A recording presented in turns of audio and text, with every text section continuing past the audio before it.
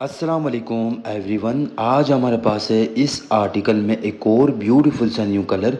Starting from sleeves multi sequence embroidery thread का काम होगा इसके ऊपर।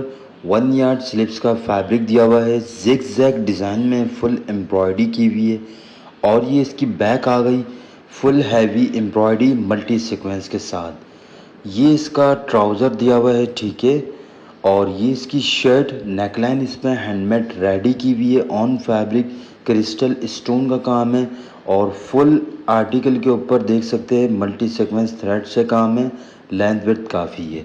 अच्छा, ये इसका आ गया रेडी टू वियर दुपट्टा, बहुत ही प्यारे से लुक में दिया हुआ है। फुल रेडी होगा, पल्लू हैंगिंग टसल्स एम्ब्रॉयडरी सीक्वेंस के साथ। बॉर्डर पे भी सेम वर्क चला हुआ होगा। सेंटर में हैवी सीक्वेंस वर्क मिलेगा। सॉफ्ट नेट फैब्रिक पे कंप्लीट आर्टिकल है। बैक साइड सिल्क की एप्लीके।